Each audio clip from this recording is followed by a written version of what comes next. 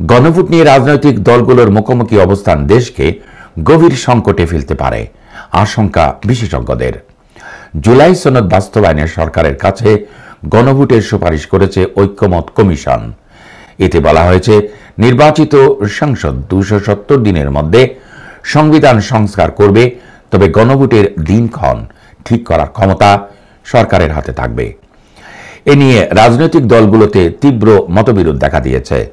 জাতীয় নির্বাচনের আগে গণভোট চায় এনসিপি, জামাত ইসলামী সহ ধর্মভিত্তিক দলগুলো চাইছে নভেম্বরের মধ্যেই গণভোট।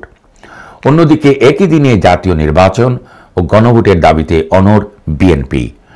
ঢাকা বিশ্ববিদ্যালয়ের রাষ্ট্রবিজ্ঞান বিভাগের অধ্যাপক ডক্টর নুরুল আমিন বেপারীর মতে, আস্থার ঘাটতি এবং দলীয় স্বার্থকে বড় করে দেখার কারণে পরিস্থিতি জটিল হচ্ছে। তিনি মনে করেন, ব্যক্তির চেয়ে দল আর দলের চেয়ে দেশের স্বার্থকে প্রাধান্য দিলে এই সংকট তৈরি হতো না। জাহাঙ্গীরনগর বিশ্ববিদ্যালয়ের অধ্যাপক ডক্টর দিলারা চৌধুরীর আশঙ্কা, এমন অনৈক্য চলতে থাকলে জাতীয় নির্বাচন ভেস্তে যেতে পারে। তিনি সতর্ক করেন, সংকট গভীর হলে দেশের অস্তিত্ব টানাপোড়েনে পড়তে পারে।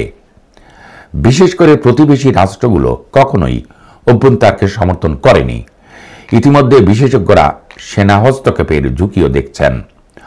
ডক্টর নুরুল আমিন ব্যাপারীর বক্তব্য, সরকার জননিরাপত্তায় ব্যর্থ হলে সেনাবাহিনী হস্তক্ষেপ করতে পারে।